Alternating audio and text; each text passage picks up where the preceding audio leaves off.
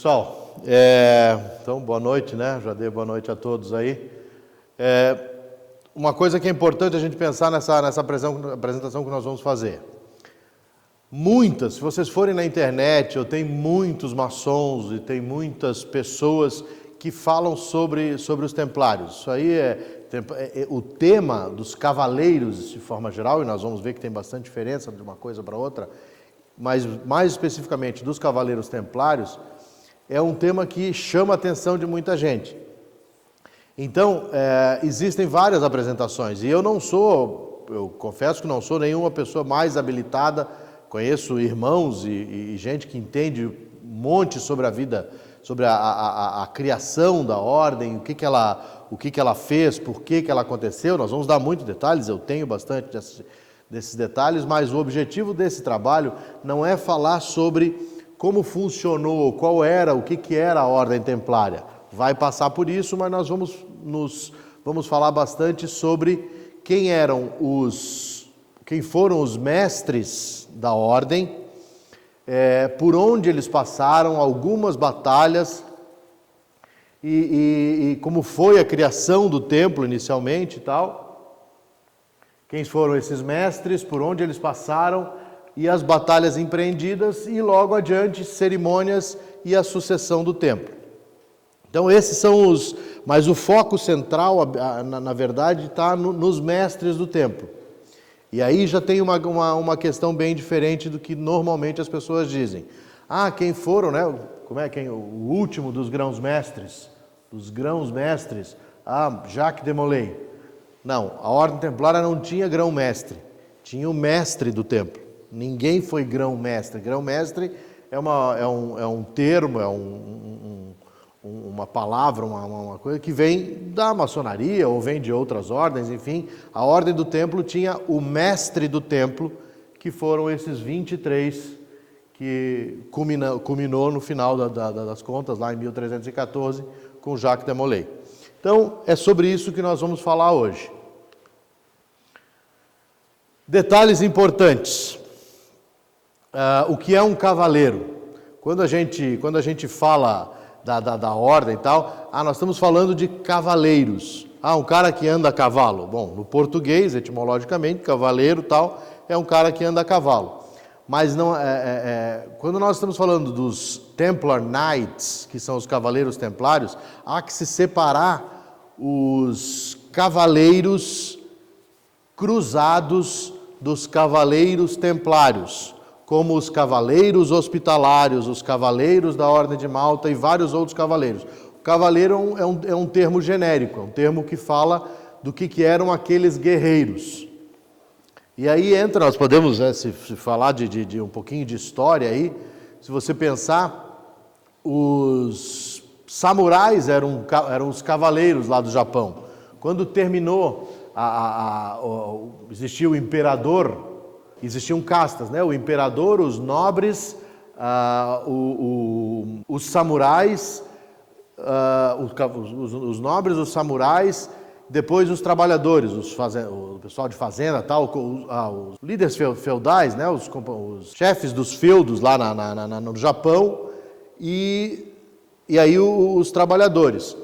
E esses trabalhadores, esse grupo de samurais, eram cavaleiros também, que tomaram conta daquele império, no final das contas, e acabaram mandando mais do que o imperador. E isso foi do ano 930 ao ano 1870.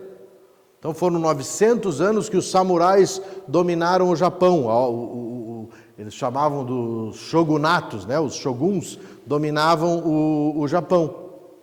Depois o imperador tomou conta, os samurais foram dizimados e aí hoje existe lá o imperador, mas quem gerencia o governo é o primeiro-ministro japonês, como na Inglaterra tem a rainha, mas tem o primeiro-ministro inglês, enfim.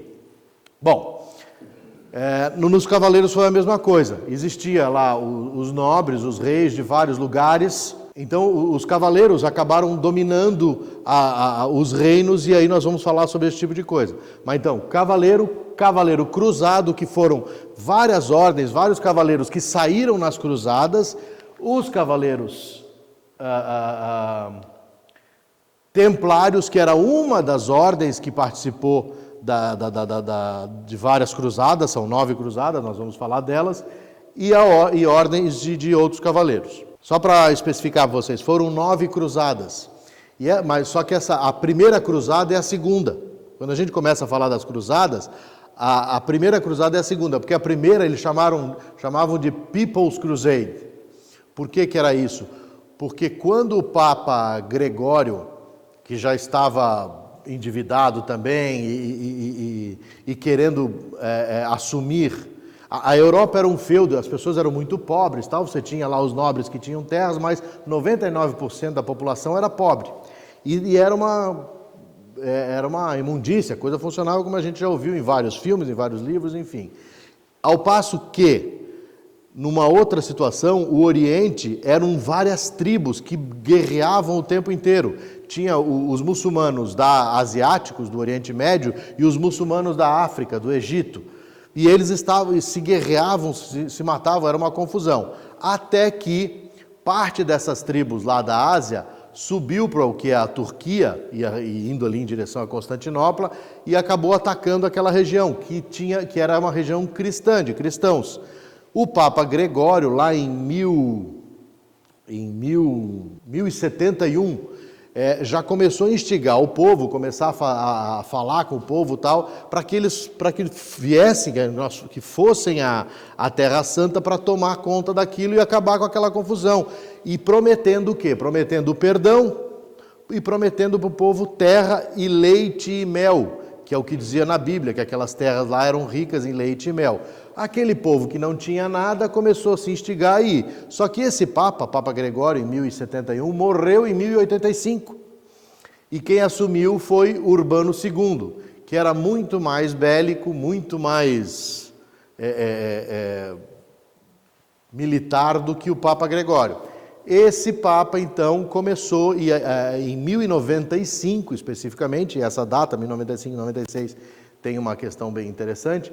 Em 1095, fez um discurso que foi épico, instigando a população efetivamente a se juntar e peregrinar para a Terra Santa. Só que aí, imagine o que é, sem internet, sem nada, um cara chamado Peter the Hermit, Pedro o Eremita, que era um velho que andava com um burrico lá, caquético, um velho estragado mesmo, que era um pedinte de rua, e andava pelo mundão afora, saiu chamando pessoas, agrupando o povo para ir para a Terra Santa, a pé, obviamente, e tomar conta dessa região, tomar conta disso para pegar essas terras para si. Antes de 1096, porque quando o Papa Urbano propôs, isso era inverno de 1095, ou seja, princípio do ano de 1095, e a primeira cruzada seria no verão de 1096, ou seja, 1 ano e meio depois. Esse doido desse Pedro Eremita começou a juntar o povo e já saiu em caminhada. E o povo não tinha coisa nenhuma, acabou saindo com ele e seguindo. Juntaram mais de 20 mil pessoas e foram para o que foi a cruzada popular, a cruzada do povo. Só que quando chegaram em Constantinopla, lá em 1096 já, foram dizimados. Veio um exército muçulmano e matou mais de 20 mil pessoas, matou todo mundo, inclusive o velho Peter lá. E aí logo estavam chegando já a primeira cruzada, que era em 1096, comandada pelo Papa Urbano II. E aí daí foram a segunda, terceira, quarta, quinta, até mais aquela People's Crusade, então foram 9 cruzadas. Então, cruzada era formada por diversos cavaleiros, povo que vinha junto, várias ordens, tal, de milhares e milhares e milhares de pessoas que iam para lutar na Terra Santa em busca de perdão, de entrada no céu e em busca de terra e uma vida melhor que eles não tinham na Europa. A cruz e o mote dos cavaleiros, né? Non nobis domini, non nobis, sed tuo nomine da gloria. Esse era o slogan primário da Ordem dos Templários, que quer dizer, não a nós, Senhor, não a nós, senão a ti seja dada toda a glória.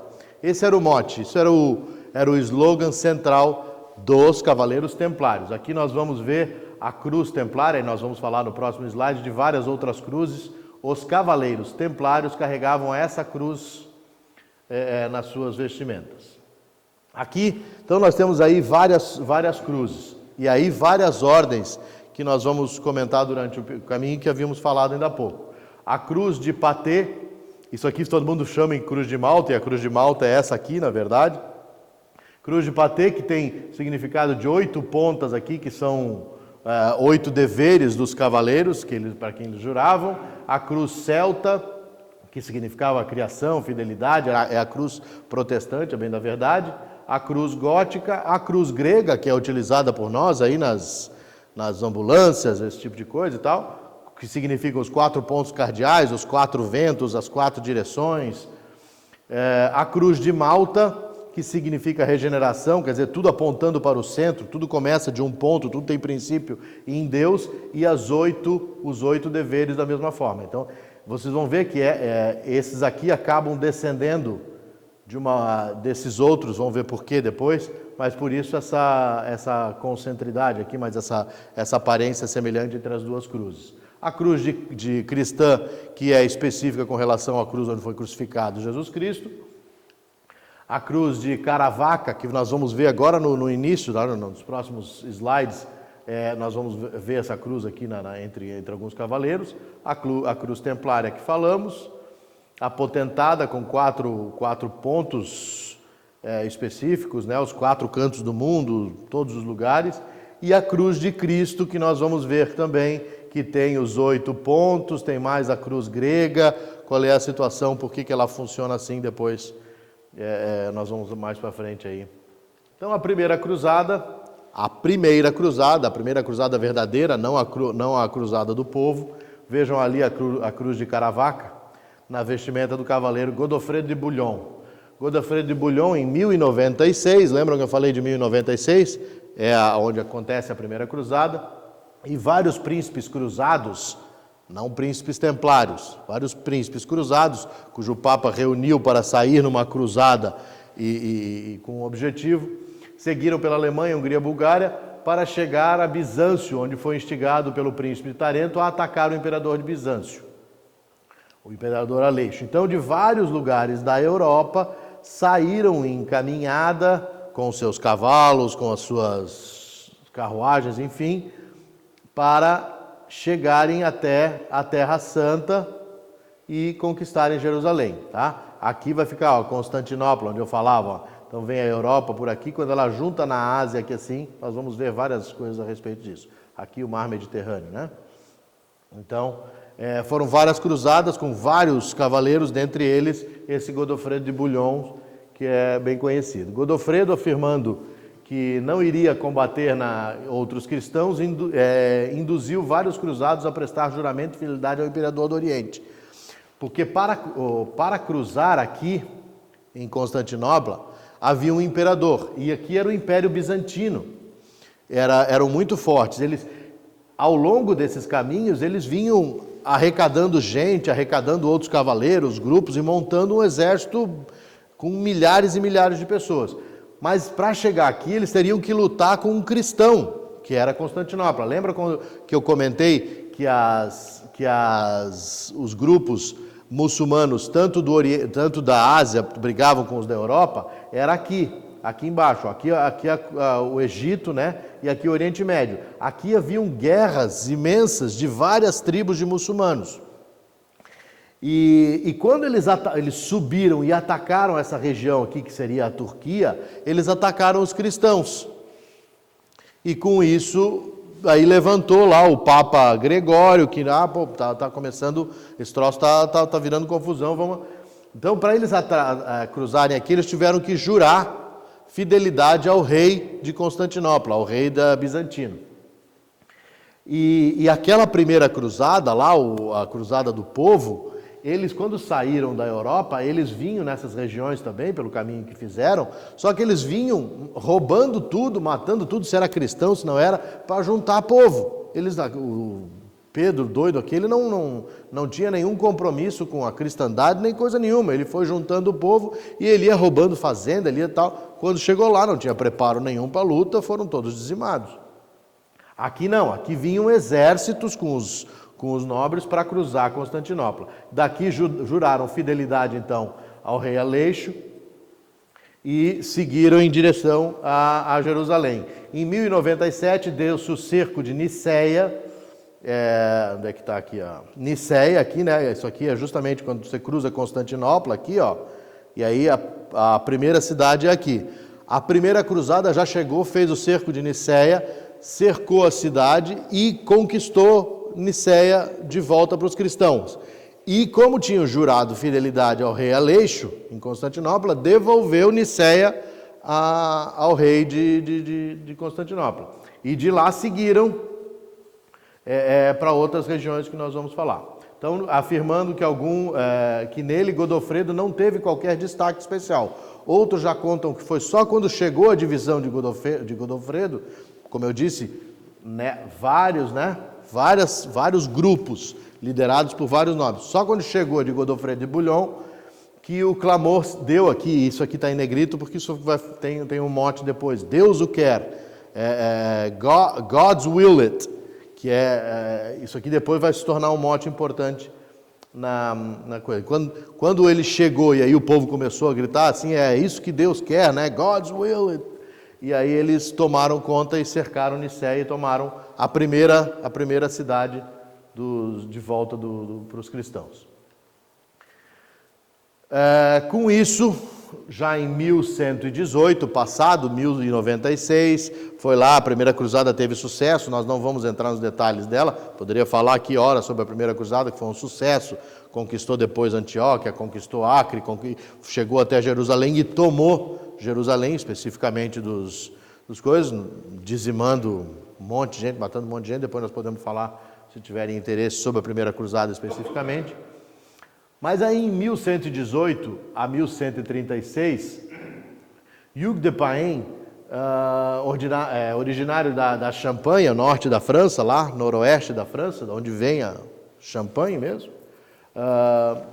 veterano da primeira cruzada, decidiu em 1119 a formar um grupo de proteção de peregrinos. O grupo era integrado de 9 cavaleiros, entre eles André de Montalbán, o tio de Bernard, abade de Clairvaux, nós vamos depois falar em quem é esse abade de Clairvaux, e Geoffrey de Saint-Omer. Esses 9 cavaleiros, se vocês forem procurar na internet alguma informação, varia, tem alguns que eles não sabem exatamente o nome, depois nós vamos ver que você não sabe exatamente quem foram esses 9 nobres que fundaram efetivamente a ordem. Mas são 9 cavaleiros, 9 nobres, não 9 cavaleiros. Balduíno II, rei de Jerusalém, primeira cruzada, tomaram Jerusalém e aí começaram a estabelecer quase que um novo reinado. Eles eram nobres lá, deram tudo para a igreja, tal, não sei o quê, vem aqui e aí formam um novo feudo, né? Rei de Jerusalém concedeu-lhes parte do palácio real, onde se supunha haver sido o templo de Salomão. Daí passarem a ser chamados Ordem do Templo ou Ordem Templária.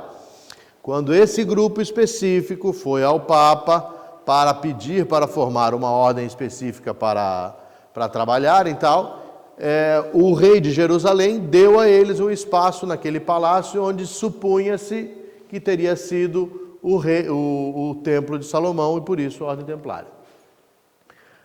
Em 1127, Hugues de Pain e André de Montalbán, acompanhados de um reduzido número de cavaleiros, vão para Roma solicitar a Honório II. Vocês vejam que vai passando o tempo, os papas ficam até morrer, né? Então nós estamos falamos lá no começo de Gregório, depois de Urbano, já estamos aqui em Honório. Eles queriam o reconhecimento oficial da ordem. O sumo pontífice convoca o concílio de Troyes, que teve início em 1128, para estudar a súplica dos cavaleiros. E aí é formada uma regra, um ordo, aí isso é posto no papel, né? Exatamente. Então a apresentação dos ideais da ordem aos arcebispos, bispos e abades presentes no conselho, causou grande repercussão, sendo aceita de imediato a proposta de Bernard de Clairvaux, que vai ser o futuro São Bernardo, o cara que foi santificado virou São Bernardo, é esse Bernard de Clairvaux, para que redigisse uma ordem. Por que foi aceita? Por quê? Porque os cavaleiros iriam doar os seus bens, iriam doar suas fazendas, iriam fazer ordem de pobreza, celibato e servir a igreja. Era tudo que o Papa queria. Nobres, ricos, poderosos, fortes, com exércitos. Sopa, vamos formar essa ordem aí, tá beleza. Com a criação do Ordo, os guerreiros tinham então um ofício, o papel definido, e quando a regra foi criada, os templários ainda eram um pequeno número de cavaleiros, mas a experiência e números maiores exigiram constantes acréscimos, até que os 72 parágrafos iniciais nesse documento aqui tornaram-se 686. Esse documento aqui, se vocês forem na Amazon, vocês conseguem comprar uma cópia, custa em torno de $60, existem cópias da Ordo original dos Templários para vender. Aí, em 1136, estabelece então o primeiro mestre do templo, que foi de 36 ou 37 a 1149. No ano de 1138, quase 2 décadas depois da instituição da ordem, ocorreu o primeiro embate entre que se tem notícia na Terra Santa. Roberto de Craon, com a ajuda de vários cavaleiros, retomou dos turcos a cidade de Tégua, que está aqui, né? Então isso aqui é Israel, nós falamos em algumas cidades, mas aqui é interessante a gente começar a ver os dados, né? A Galileia, a Samária, lembra o bom samaritano? Então a Samária, a Filisteia, Judá, Moabe, tudo coisa que a gente escutando na Bíblia ou mesmo na ordem, então são regiões daqui de Israel.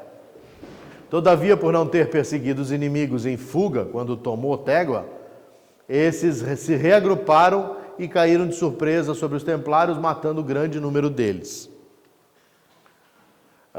Em seguida, em 1049 a 1052, então durante 3 anos, Everardo de Barres, enquanto Guilherme de Poitiers, um dos cavaleiros, queria reconquistar Alepo, nós vamos ver aqui onde é que é, Luís II da França, já um rei da França envolvido no processo, muitas vezes são os irmãos do rei. Você tem lá o rei da Inglaterra, o rei da França, e os irmãos são cavaleiros que vêm para essas cruzadas. Por quê? Porque o irmão não é nada, né? Ou é um traidor, ou tenta matar o rei, ou eles manda para a cruzada lá para ver se ele conquista alguma coisa para eles. Então tinha muito desses... Preferia sitiar Damasco. Quando finalmente concordaram em atacar o emir de Damasco, já havia conseguido a presença do temível sultão de Zeng, o que assustou as tropas do rei de Jerusalém, que abandonaram arrastando atrás de si muitos soldados franceses. Mesmo em número reduzidos, os templários mantiveram-se firmes em seus postos, todavia não conseguiram evitar o que terminasse em uma debandada. Eles estavam com o objetivo de ir para Alepo. Mas nessa história diz, não, vamos chegar aqui, eu desvio o meu caminho, eu vou conquistar uma terra para mim e vou comandar aquela região. Um grupo foi para Damasco, e Damasco era muito forte. Era uma das regiões de briga entre os muçulmanos e tudo tal. E esse sultão Zeng aqui era um cara temível, assim, um guerreiro de verdade. Acabou em Damasco dando fim depois em todo mundo, mas Alepo eles conquistaram. Então dá Alepo, né? Aqui, isso aqui é uma caminhada toda, aqui está a Macedônia, a Grécia e tal, aqui eles cruzam Constantinopla, então já em seguida já vem Alepo, Chipre, aqui a Arábia toda, né? Aqui são outros caminhos que seguiram, no mapa não era específico, não é sobre esse tema.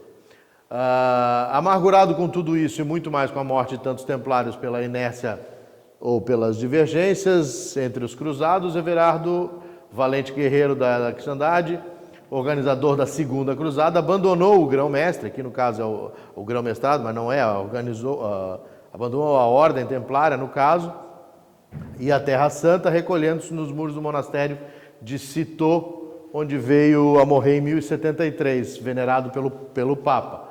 Mas então Everardo morreu em 73, mas abandonou em 52 o comando da Ordem Templária. Se vocês vão notar, já devem ter notado, lembra lá no começo, Hugo de Payens utilizava esse brasão aqui, sempre a parte direita, quando na heráldica, que monta bandeiras, brasão, cores, essas coisas, a parte direita é a parte principal, a parte esquerda é a secundária. Então, o brasão templário era inteira, essa cruz templária aqui no brasão, e depois cada um dos mestres utilizava esse formato, o seu brasão pessoal ao lado do brasão templário. Bernardo de Tremellé, de 52 a 53, durante um ano só, conta Guilherme de Tiro, o famoso cronista, que após 4 meses de sítio da cidade de Ascalon, os cristãos abriram uma brecha nas fortificações onde infiltraram-se 40 templários. Numa daquelas brigas, tentando conquistar, no caso aí, Ascalon, quebraram, com aquelas catapultas, quebraram uma brecha onde começou a entrar, então eles conseguiram invadir. Só que esse Bernardo de Tremellé aqui, onde fica Ascalon, no caso, né? Está aqui a faixa de Israel lá, enfim. Então, bem no sul. Na realidade, não é bem no sul. Aqui é a parte de cima só que está aparecendo. Fica bem em cima, na verdade. E ele se pôs naquela brecha junto com 40 templários e impediu que outros entrassem porque ele queria tomar conta sozinho. Ele disse, nós vamos invadir, nós vamos tomar conta, não é para entrar todo mundo e fazer uma arruaça aqui. Bom, foram mortos, né? Em vez de... O grão-mestre Bernardo, o mestre do templo Bernardo de Tremellé, colocou o corpo contra a brecha para impedir a passagem de outros soldados cristãos. Era evidente sua intenção de ficar com a cidade em nome dos templários. Tem filmes sobre isso, eu acho que é o filme The Crusaders, que aparece bem essa cena aqui desse momento. Porém, seu egoísmo levou à morte juntamente com os 40 confrades. 6 dias mais tarde, as tropas do rei Balduíno III tomavam Ascalon. Balduíno III, rei de Jerusalém, filho de Balduíno II, lá, que era o anterior que nós vimos, já comandava Jerusalém, apareceu e tomaram efetivamente a cidade. André de Montalbán, de 53 a 56, 3 anos. Imagina, então os caras eram cavaleiros ali, comandantes dos templários, e ficavam 2, 3, 5. Vocês vão ver que alguns permaneceram mais tempo, mas a maioria foi muito pouco tempo. A ordem templária durou... foi de 1818, quando ele foi aprovado o Ordo, até 1314, quando foi o martírio de Jacques de Molay. Novamente o brasão. A primeira consequência da súbita morte de Bernardo de Tremellé foi a rápida ascensão de André de Montalbán, que foi um dos 9 fundadores. Ele foi daqueles 9 que foi pedir ao Papa para a criação da ordem. Então está aqui André de Montalbán e os 9. Então vejam que tem Arnaldo ou Rolando, não sabem exatamente qual é o nome, Gondemaro, então, existem várias dúvidas nos nomes desses caras. Era um homem de idade avançada no momento da eleição, ele ficou muito pouquinho tempo, ele só assumiu realmente para dar tempo da ordem eleger um novo grão-mestre um pouquinho mais tarde. No ano de 1056, André cedeu espontaneamente o posto para o mestre Bernard de Blanquefort, que é o próximo que nós vamos falar aí, que não é Santa Coisa. E morreu nessa abadia de Claraval, que fundada em 1115 pelo Bernard de Clairvaux, que lá do começo que nós falamos, que veio a ser depois do futuro São Bernardo. Então André de Montalbán acabou se exilando nesse lugar e vindo a falecer logo anos depois. Bernard de Blanquefort, de 56 a 69, já ficou 13 anos aí na briga, né? O mesmo brasão, da mesma forma. Bernard de Blanquefort foi o 6º grão-mestre da Ordem do Templo, era filho de Godefroy, senhor de Blanquefort. Então, Blanquefort é essa região, onde é que está? Essa região aqui de cima da França. Nobre família de Blanquefort era tradicionalmente aliada aos Goths, que teve como um dos descendentes Bertrand de Got. Quem sabe quem é Bertrand de Got? Não fazemos ideia de quem é Bertrand de Got. E esse aqui, você sabe quem é? Papa Clemente V. Esse veio a ser o famigerado que botou fogo lá no Demolay, lá em 1314. Mas, então, essa família do Bertrand de Blanquefort era ligada aos Got, que eram da família de Bertrand de Got, que veio a ser o Papa Clemente V. Além de ser um hábil na guerra, Blanquefort também tinha a reputação de um homem justo e piedoso. Aqui é em vários filmes aparece essa imagem aqui, é uma das fortalezas templárias, fica aqui no meinho da Espanha, no castelo de Montalbán, uma das pode ser visitada até hoje, das fortalezas templárias, construída pelos templários, inclusive. Aí, nesses momentos aqui, quando a gente fazia essa apresentação, quando ela foi criada, a gente fazia uma representação. Nós estávamos todos vestidos de cavaleiros templários, com aquelas roupas todas e tal.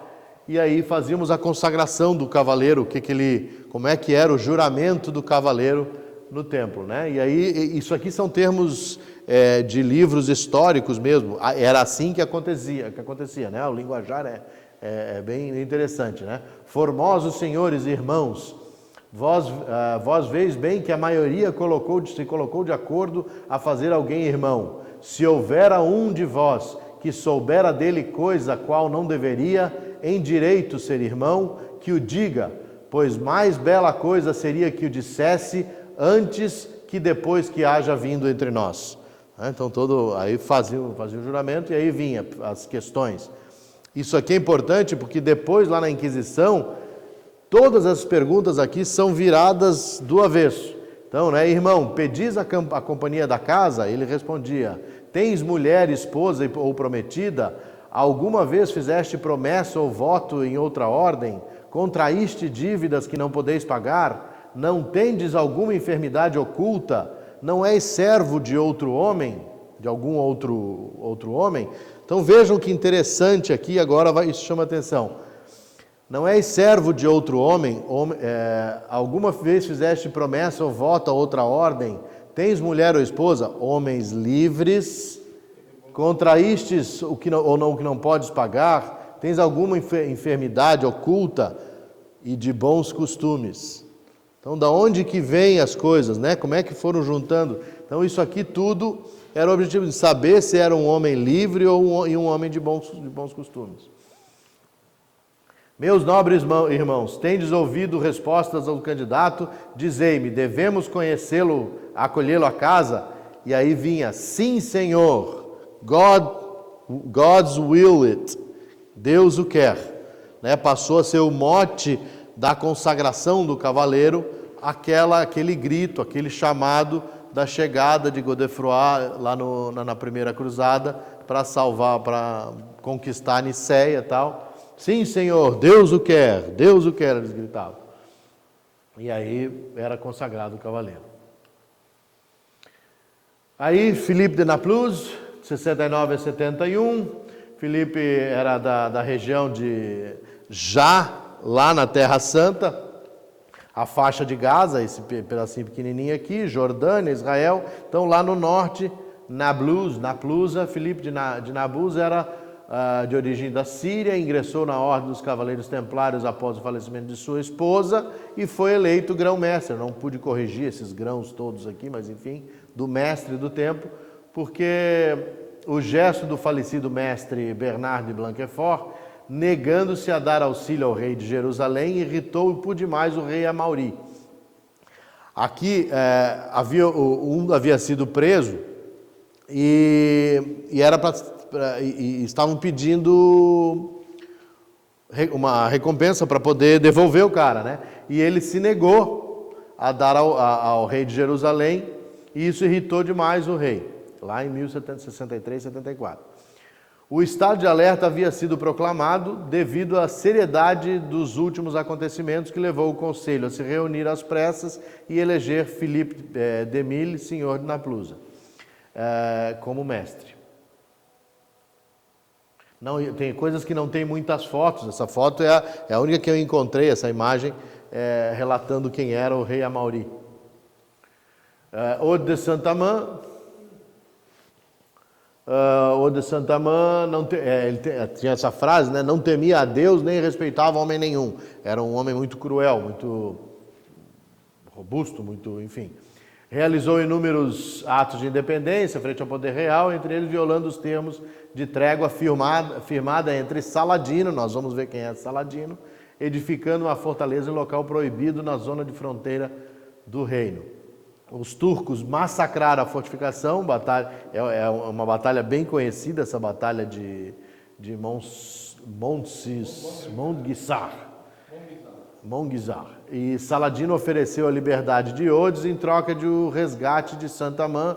Respondeu em uma frase que ficou aí conhecida, isso também qualquer coisa sobre os templários vocês vão ouvir, que um templário não pode oferecer como resgate mais que seu cinturão ou a sua espada. Então ele preso, olha, nós queremos um resgate para poder liberar. Eu não ofereço mais do que o meu cinturão e a minha espada. Então nós não vamos te liberar. E morreu na prisão em 79. Então quem era esse Saladino aqui, né? Saladin, que veio a ser o Saladino. Saladin.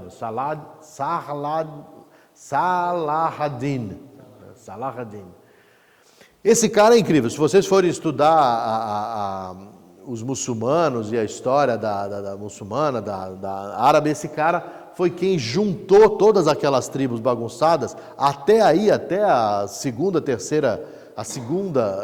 cruzada. Eles estavam, às vezes se juntavam e lá ganhavam uma batalha tal, mas era uma bagunça e iam perdendo uma coisa a outra. Até que esse cara, que inicialmente era um general, foi eleito para comandar uma daquelas vitórias deles lá, e depois ele acabou, pela vitória que teve, acabou assumindo um posto. E esse cara foi quem unificou. Tem estátuas, tem coisa dele pela Arábia. Lá é um dos... Se a gente ouvir falar em Simão Bolívar, se a gente ouvir falar em Dom Pedro e não sei o que, esse aqui é um cara deles, né? Sultão do Egito e da Síria, adepto do islamismo sunita, xiita e sunita. Os xiitas são em menor número e os sunitas são em maior número, mas a região hoje em dia, até pouco tempo, era comandada pelos xiitas, que eram em menor número. Então, essa é duas das grandes diferenças lá entre eles. Na Batalha de Hattin, que é famosíssima, a derrota avassaladora dos muçulmanos contra os cristãos, Renaud de Chantillon, cavaleiro da Segunda Cruzada, começou a ameaçar a invadir as terras de Meca, Medina, o que uniu aí, no caso, os muçulmanos, sob a liderança de Saladino. Daí em diante passaram a atacar mutuamente, formaram um exército só, porém Saladino era conhecido como firme, mas clemente. E ele e Ricardo I, Ricardo, Coração de Leão, rei da Inglaterra, que foi um cavaleiro cruzado, nunca foi um cavaleiro templário, mas foi um cavaleiro cruzado, e teve imensas vitórias, ele vencia, então ele metia a mão, ele derrubava, ele vencia, e os dois se respeitavam demais, inclusive trocavam presentes aqui, o herói muçulmano, protetor da cultura islâmica, admirável militar, tal, os dois chegavam a se encontrar e tal, e até presentes trocavam, se respeitavam demais entre eles. Arnaud de Tourrouge, então Tourrouge, né, torre roxa, roxa, vermelho, né, em espanhol. Arnaud de Tourrouge era natural de Aragão. Aragão é essa região aqui no oeste da Espanha. Embora fosse conhecido como Rocha, o verdadeiro nome era Arnaud de Torre-Rubia, que significa Torre Vermelha, na Terra Escarlate, conforme questões alquímicas e tal. O homem muito humilde, inclinações religiosas, Arnaud foi mestre do templo quando desfrutava de uma idade já avançada. Então ele ficou de 80 a 84. Depois de 85 a 89, esse cara aqui, esse é uma das pestes dos Cavaleiros Templários. Gerard de Ridefort, antes de ingressar na ordem, havia sido mercenário, Cavaleiro da Fortuna, no seu o seu governo foi nefasto tanto para a ordem quanto para a própria Jerusalém. Atacou em plena trégua com Saladino uma caravana muçulmana e fazia 1001 coisas.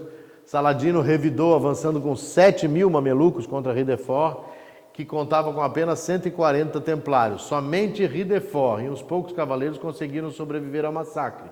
Foi nessa batalha de Hattin, aqui, no meio aqui perto de Jerusalém. O grão-mestre reorganiza suas forças e num contingente de 1.200 templários e um exército de 30.000 cristãos enfrenta novamente Saladino, mas foram dizimados nas montanhas de Hattin. 230 templários sobreviveram e foi oferecida a chance de salvar as suas vidas desde que abjurassem o cristianismo, desde que negassem Cristo e passassem para o islamismo.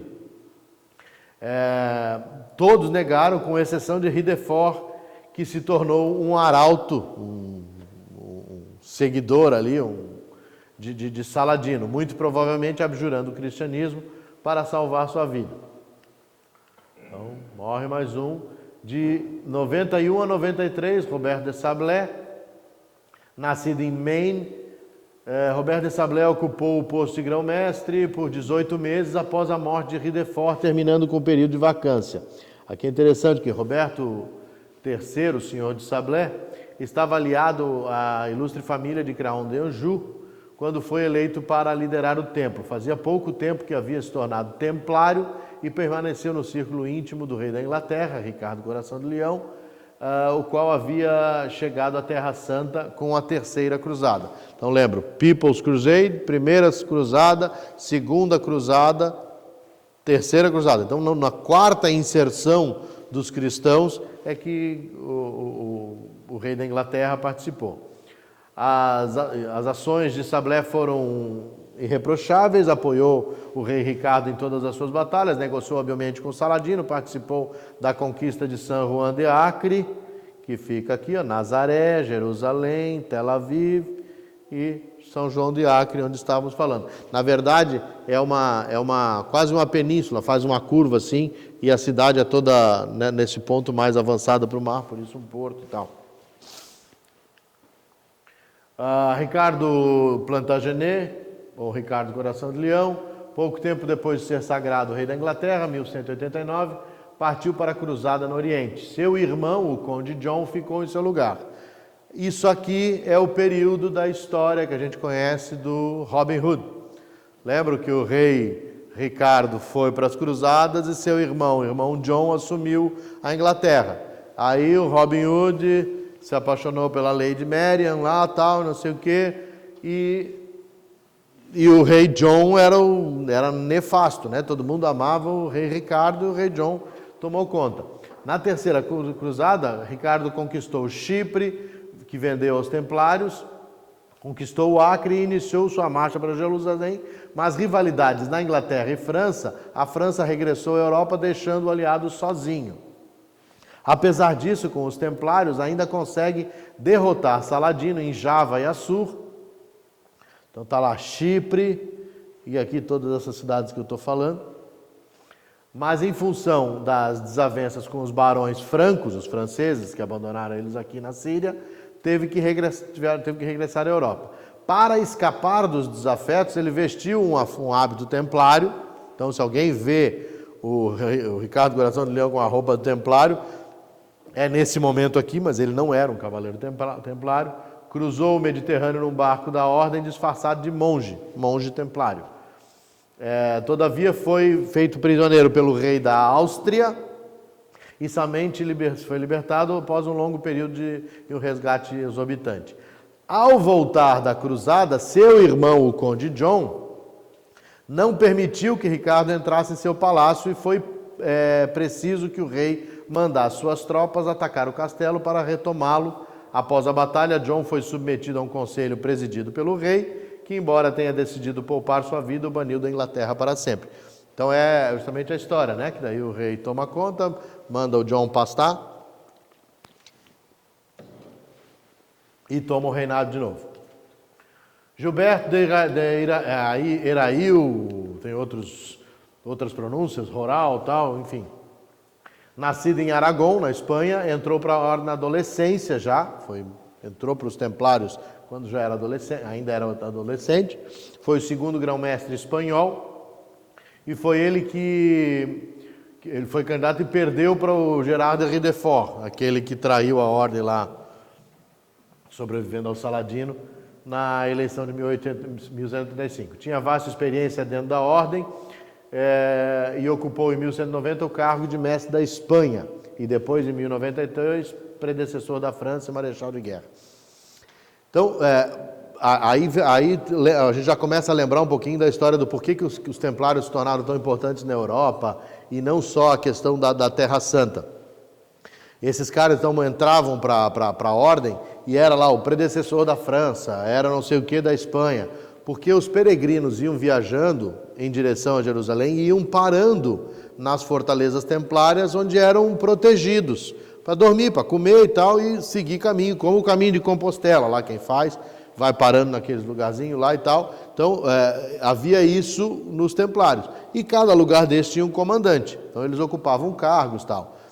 Disse, né, isso afirmadamente, com segurança, que a primeira ideia de banco foi da Ordem Templária. O cara, para viajar, depositava o dinheiro aqui na Espanha, nas mãos do Templário, fazia o percurso todo, chegava em Jerusalém e pegava o dinheiro de volta com juro, correção monetária tirada, aquela coisa toda, lá em Jerusalém, para não viajar com dinheiro.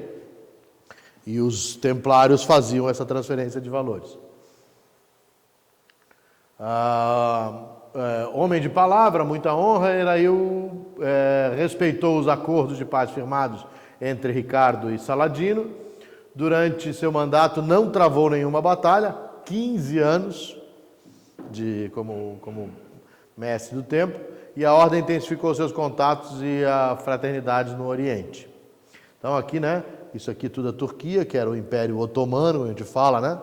Então ali Constantinopla, tal, Grécia, para a gente entender bem o que era, né? Vinham daqui, cruzavam, ou então vinham lá pela Itália, faziam a volta aqui na Grécia, entravam para cá, enfim, eram as...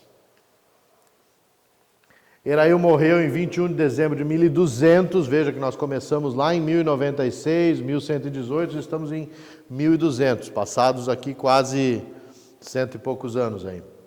Enquanto acontecia a Quarta Cruzada, que culminou no saque de Constantinopla em 2 de abril de 1204. Philippe de Plessier, de 1201 a 1209. De Plessier, ou de Plessis, nasceu em Anjou, na fortaleza de Plessis-Massé. Durante o seu mandato teve querelas com a ordem dos hospitalários, então aí já começava a discussão, brigas entre os cruzados, entre várias ordens, sendo que o Papa tomou o partido dos hospitalários, e censurou os templários que não obedeciam seus legados. Os templários já estavam ficando muito fortes, aos poucos eles já estavam emprestando dinheiro para o Papa, emprestando dinheiro para o rei, já guardavam dinheiro das pessoas, eram os cavaleiros que tinham força, que tinham legitimidade perante todos, eram os mais conhecidos, tal, e começaram a brigar mesmo entre si ali.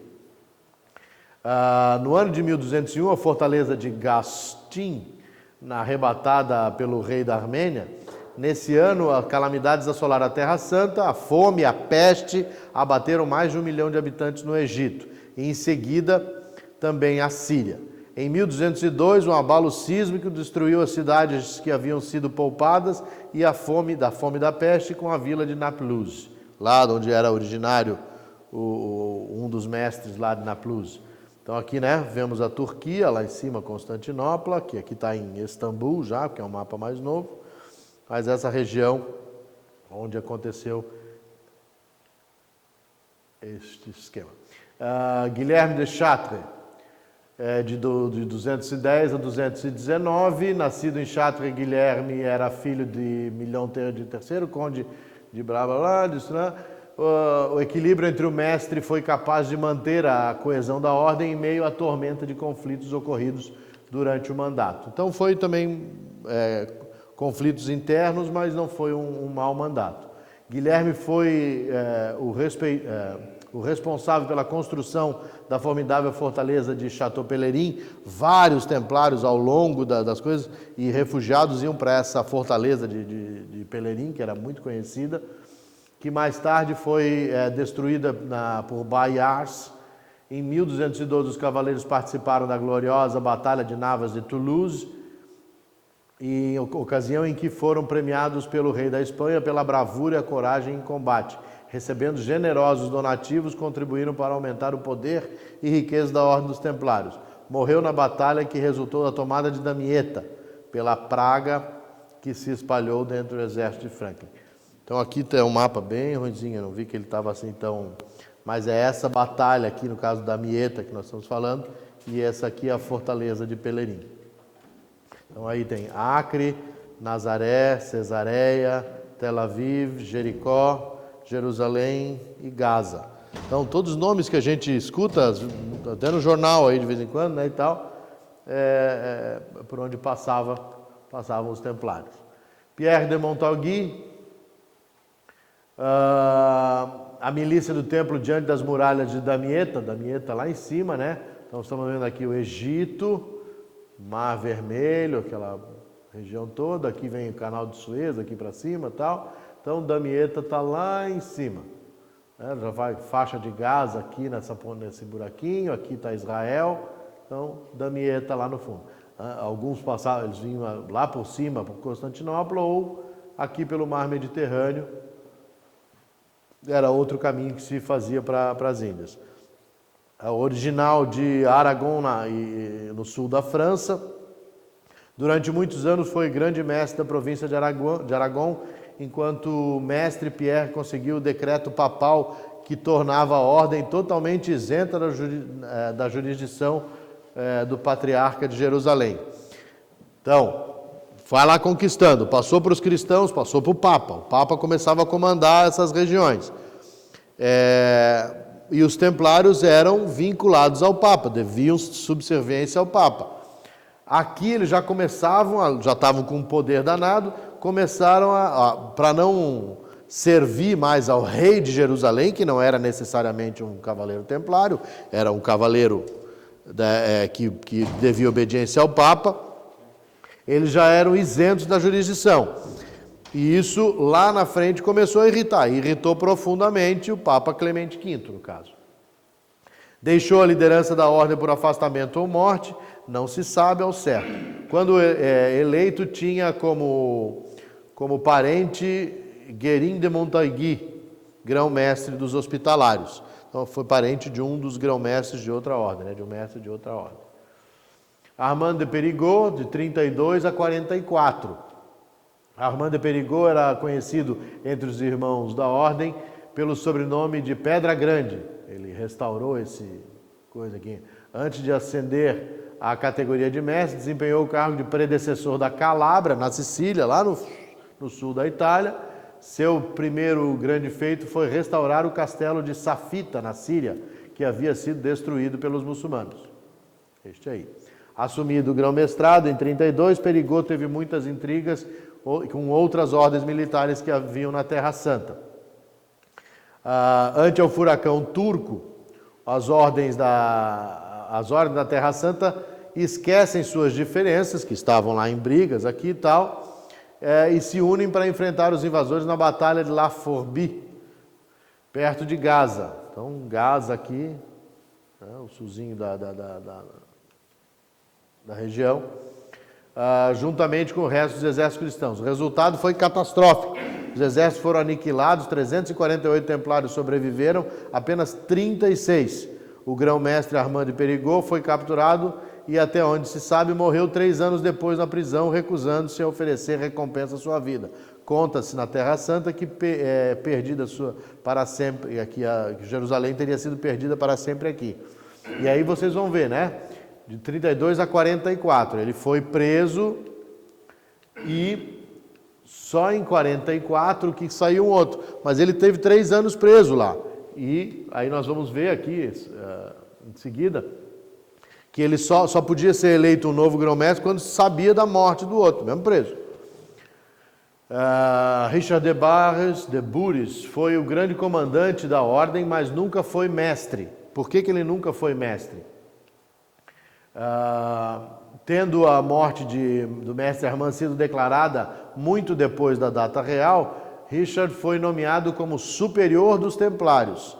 De acordo com a regra, somente após a morte declarada do mestre se podia eleger um novo mestre. Seu antecessor havia sido dado como missing, desaparecido, perdido, preso, provavelmente pelos carismians, tendo sido declarado morto somente em 47. Portanto, o grande comandante ficou no comando de 44 a 47, mas não foi eleito como mestre da guarda. Praticamente nada se sabe sobre ele, não tinha nem o brasão naquela figura lá, não era coisa, então eu peguei um outro aqui no fim. As fortalezas templárias eram famosas e distribuídas por toda a Europa, assim como a Terra Santa, sendo locais que favoreciam hospitalagem e segurança para os viajantes e acolhimento à fraternidade. Foram mais de 880 castelos, 80 catedrais e 9.000 fazendas ao longo de todo aquele percurso. Então imagina quantos lugares, né? Aqui vai aparecer agora. Então nós temos aqui os castelos, as batalhas, né? As bolinhas pretas são as batalhas, os quadradinhos são alguns castelos e os escudos de várias ordens. Então, no caso aqui, os templários, esse aqui dos hospitalários, esse aqui dos hospitalários, esse aqui da Ordem de Malta e este aqui da Ordem de Cristo já, e esse outro aqui da Ordem de Calatrava. Então, vários lugares. Aqui tem que olhar, né? O escuro é a terra e o branco, ao contrário, é o mar Mediterrâneo aqui, né? Então, Guilherme de Sonac, o cavaleiro Robert de Artois, quis passar para a história como o único conquistador da fortaleza de Mansurá e, desobedecendo às advertências do grão-mestre, atacou Mansurá sem esperar o restante do exército. Não, estavam os muçulmanos lá, eles tinham que ir, ele resolveu, vamos lá para atacar. E os outros templários disseram, não, espera que nós vamos receber reforços e aqui a gente vai. E ele diz, né, os inimigos foram pegos de surpresa e abandonaram o local. Artois ordenou a perseguição dos muçulmanos em fuga. O grão-mestre rogou-lhe que não o fizesse, pois o resultado seria a morte. Mas Artois, dizendo, se houvessem querido, os templários teriam conquistado muito antes a Terra Santa. Porque já haviam conquistado, perdido, mas nem haviam querido e nem tampouco eram valentes, não, como acreditavam, ou seja, rechaçando a todos os feitos que os templários já haviam feito. Esse cavaleiro de Artois, né? Aí o grão-mestre, né, de Sonac, replicou que se tomam por medo o que é prudência, meus irmãos, o acompanharemos, mas sabemos que não voltaremos. E foram massacrados. Morreram Artois e mais 290 templários, não seguindo o que o mestre ali, no caso, falou. Essa imagem aqui é porque eu mostro Damietta e... Enfim, essa batalha foi no Egito, né? Quando Luís IX ordenou a retirada de Damietta, por isso, Damietta lá em cima, encontrou o caminho bloqueado pelo inimigo. O grão-mestre de Sonac morreu e o próprio Luís IX, rei da França, com o que sobrou do exército, foi feito prisioneiro. De 50 a 56, Reinaldo de Vichy foi apontado mestre na chegada de reforços templários à batalha, aquela ali em 1250. Logo após o rei Luís IX foi capturado nessa batalha pelos mamelucos e para a libertação mediante um pagamento gigantesco de 200 mil dinheiros, 200 mil alguma coisa lá, né? Faltavam 30 mil que foram pedidos aos templários. Quando o de Vichy disse que o dinheiro não era do templário, era dinheiro depositado de várias outras pessoas. E se fosse pego, mas que se fosse pego à força, ele nada faria. E foi o que aconteceu, porque precisavam de mais 30 mil dinheiros para pagar, faltava só 170 e precisavam pagar para a libertação do rei da França. Ele disse, olha, eu não posso dar o dinheiro, mas se pegarem a força eu não posso fazer nada.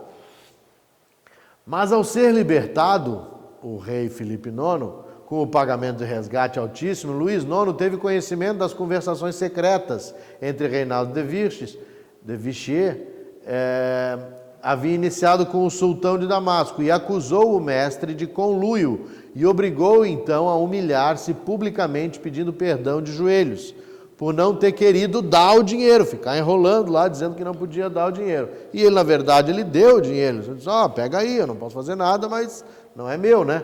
O mestre Reinaldo de Vichy era oriundo de Champagne e antes de ser mestre foi predecessor da França e marechal da Terra Santa. De Vichy ou abdicou forçosamente em 1552, ou exilou-se, ou faleceu à frente da ordem em 20 de janeiro de 56. Não se sabe exatamente o que ele fez, mas ele foi obrigado a se humilhar lá e tal, e aí não se sabe se ele se saiu fora, se ele ficou comandando de longe ou se ele abdicou do... Mas só quando ele morre, em 56, ou desaparece, enfim, é que é eleito Tomás Bérard, de 52 a 73, olha a quantidade de anos aqui, né? Originário da Inglaterra ou da Itália, incerto quanto de origem de sua carreira como templário, assumiu a ordem em decadência com menos posses e menos propriedades. O mestre Tomás foi feito prisioneiro em Safetá, e os detratores da ordem afirmam que foi liberado por renegar Cristo. Esta acusação foi posteriormente utilizada no infamante processo da extinção da ordem. Aqui então está lá o Líbano tal, nessa batalha aqui. Em 1263, o Papa Urbano IV excomungou o marechal da ordem Etienne Cissé, que pediu apoio do grão-mestre Tomás e que o manteve no cargo. Esse fato demonstra o distanciamento no momento entre o papado e a ordem, ou seja, o Papa pediu a cabeça de alguém e o templário não deu, o grão-mestre não deu, né? E aí ele disse, peraí um pouquinho, esses caras já estão me desobedecendo, como é que funciona? Morre Bernard, grão-mestre do templo, em 25 de março, dia da Anunciação do Senhor. Guilherme de Bugeaud, de 73 a 91, Bugeaud descendia de uma linha de nobres prestigiosa, era primo de Carlos de Anjou, na Sicília, irmão do conde do reino da França, sua família é oriunda de Bugeaud, e Guilherme foi padrinho das filhas de Luís IX. Luís IX veio a ser o santo São Luís. Mestre Bugeaud ganhou rapidamente a reputação de homem valente, altivo e orgulhoso, era muito intransigente e tangia ainda, né, cuja... Aqui é só sobre ele. Após dias de ataque terrível do sultão Al-Ashraf, que sitia em 1291 São João de Acre, aqui essa ponta ali que eu falei de São João de Acre, era exatamente isso, né? Na ponta para o mar assim ficava a cidade.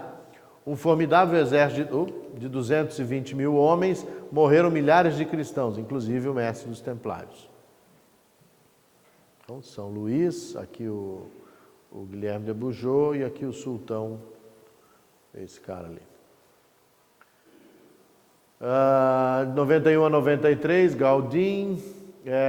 Os poucos templários que escaparam de São João de Acre refugiaram no Chateau Pelerin, aquela fortaleza que apareceu lá atrás, onde permaneceram até o dia 14 de agosto de 92, apelidado o monge por ser especialmente piedoso, mas era oriundo de Chartres ou Blois.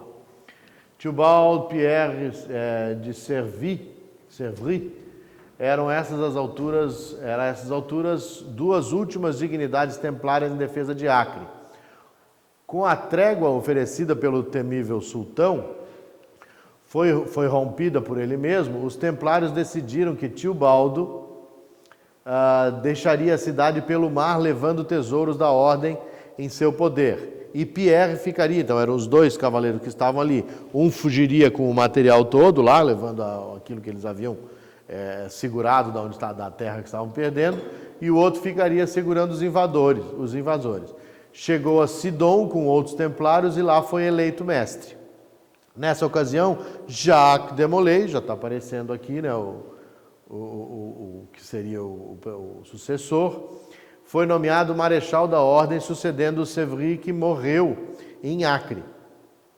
A primeira função do tio Baldo era reconstruir a ordem do templo. Foi quem cometeu a insensatez de trasladar a casa capitânia a Paris. Como a ordem já estava bem mais fraca, com menos poderes e tudo mais, ele acabou mudando o headquarter da coisa para Paris, perto do rei da França. E aí o rei da França passou a ter mais acesso a eles, passou a estar mais perto, a pedir mais dinheiro, a estar lá junto e tal. Começou meio que se aproximar do Filipe o Belo. Então aqui essa fuga aqui, né, de Acre para Sidon aqui. Jacques de Molay. Esse é o mais importante, né? Falado com a ordem de Molay, entre todas as coisas, é o cara mais importante ali, porque foi o último, enfim. Jacques Bernard de Molay, oriundo de Alta Saona, por volta de 1245, e ingressou na ordem em 1265. Foi eleito mestre aos 55 anos e era um homem empreendedor. Organizou de 1293 a 1305 múltiplas expedições contra os muçulmanos, conseguiu entrar em Jerusalém em 1298 e em 99 se aliou aos tártaro-mongóis para derrotar o cerco da cidade de Emesa. Em 1300 organizou uma incursão contra Alexandria e tratou de apoderar-se de Torrosa, na costa da Síria. Além dessa intensa atividade militar, Jacques de Molay realizou várias viagens de inspeção pela França, pela Itália e Inglaterra. Ante a inércia dos nobres e reis cristãos que se negavam a participar de uma nova cruzada, já tinham sido feitas todas as cruzadas, não queriam mais, depois de comprovar que as ordens militares não podiam conquistar por si mesmas a Terra Santa, decidiu então instalar-se em Paris. Só a ordem templária não conseguiria tomar Jerusalém de volta, tal, e os reis não queriam mais mandar gente, não tinham mais dinheiro para financiar as cruzadas. Há quem diga que a negativa de de Molay em juntar os templários com os hospitalários, foi uma proposta que aconteceu, sob tutela de Filipe o Belo, o rei Filipe o Belo, tinha sido a princípio o fim dos templários. De fato, este momento em diante, divergências entre o Papa Clemente V e Filipe IV da França, Filipe o Belo, em função de dívidas para com os templários e opiniões opostas, passaram a minar completamente as relações. Então aí, os templários em Paris, Jacques de Molay lá, o Papa devendo para os templários, o rei Filipe Belo devendo as calças para os templários. Começaram as divergências. Filipe IV passa a espalhar rumores de traição da ordem e dá a ordem de prisão aos templários na França. Jacques de Molay tenta fazer diversos contatos com o Papa, que passa a não recebê-lo. O Papa já não queria mais falar com Jacques de Molay e não vai falar com ele depois dele ser preso, inclusive. É preso em 1307 e fica em julgamento por 7 anos, sem nunca conseguir falar com o Papa. Então, quando a gente fala da prisão de Jacques de Molay e o martírio de Jacques de Molay, nós temos que pensar que nós estamos falando em 1307 e 1314. Ele passou 7 anos sob Inquisição. Na Inquisição, no poder da igreja lá, a questão da Inquisição mesmo, ele sendo torturado, questionado, e durante 7 anos negando as acusações, nós vamos ver quais são essas acusações agora em seguida, e negando tudo isso até que ele não aguenta mais. Por 7 anos, um homem velho, ele entrou com 55 anos, e aqui já devia estar aí, com sei lá eu quanto, ele sendo torturado, começava o processo de perseguições, difamações, mortes, tortura e produção de provas falsas que culminou no martírio de Jacques de Molay em 11, na realidade é 18, né, 11 ou 18, mas é conhecido como 18 de março de 1314. Que acusações foram essas, que então estamos partindo aqui para o encaminhamento final, acusações foram essas infames aí contra a ordem. Apostasia, abandonar a fé cristã, passaram a brigar com o Papa, a não trabalhar mais em nome de Jesus, eles estavam brigando por terras, não sei o quê. A negação da divindade de Cristo, dentro das acusações dizia que eles não aceitavam mais Cristo, que não acreditavam mais na questão, não eram mais cristãos, ultrajes à cruz, ritos obscenos, sodomia, idolatria de outros deuses ou outras imagens, e aí, em especial, esses crimes seriam cometidos durante a cerimônia de recepção, Luiz, tu havias falado, dos neófitos, a quem se obrigava a renegar 3 vezes a Cristo, pisotear e cuspir na cruz, e depois, desnudos, seriam beijados no ânus, no umbigo e na boca, por quem os recebia. Isso foram as acusações que o rei Filipe o Belo passou a fazer e a disseminar pelo povo, de que para você ser templário você tinha que fazer toda essa questão. E lhes obrigava a prometer que praticavam sodomia se solicitados e que adorariam uma estátua que chamavam de Bafomé, levando sempre sobre o corpo uma corda que antes estivera depositada sobre o ídolo. Bafomé, essa imagem foi criada por um historiador lá na época, chamado Veli, me recordo agora, não anotei aqui também, mas ela significa toda a dualidade, né? Tudo. Então vocês veem, o corpo humano com os pés e a cabeça de bode, então a inteligência contra a ignorância, o homem, está aqui o falo e os seios da mulher, então o homem e a mulher, a mão com os 2 dedos para cima e a outra mão com os 2 dedos para baixo, indicando, aí tem uma frase bem conhecida que fala tanto igual na terra quanto no céu, não necessariamente o que diz o Pai Nosso, mas se o de cima é igual ao de baixo, né? E aí aqui nesse braço está escrito solve e no outro coagula. Então dissolve e coagula, a inteligência, que significa chama, entre os cornos aqui, que significa estupidez. Então toda essa imagem fala da dualidade das coisas. E eles teriam, então foi dito que, né, além do pentagrama invertido, né? Quando se desenha uma estrela tal, ela é sempre virada com essa ponta aqui para cima. Aqui no caso, né, os cornos, as orelhas e a barba do bode é o pentagrama, conhecido pentagrama invertido. Isso tudo foi usado para difamar os templários. E aí na Inquisição, preso, humilhado, sem forças, depois de 7 anos, Demolay é interrogado por Guilherme de Paris, inquisitor designado pelo Papa. E aí, aquelas perguntas lá, baseada lá na iniciação, se usava aqui de uma outra forma. E aí ele perguntava, há quanto tempo pertenceis à Ordem do Templo? E aí, isso em livros, em material específico, foi dessa forma que foi respondido mesmo. 42 anos fui recebido em Bonn, lá, meu irmão Humberto de Paridot e de vários outros. Fiz toda a espécie de promessas acerca de observância dos estatutos da ordem e impuseram-me o manto. O irmão Humberto terminou que me trouxeram a cruz de estanho, onde se encontrava a imagem do crucificado, ordenando-me que renegasse de mau grado, e o fiz. Ordenou-me que cuspisse na cruz e cuspi para o chão. Essa imagem, eu tenho lá no Brasil, né, uma coleção dos grandes julgamentos da história. E um dos julgamentos dessa literatura é o julgamento de Jacques de Molay, a Inquisição. E essa imagem eu tirei de lá. Obviamente não é uma foto, não é nada, né?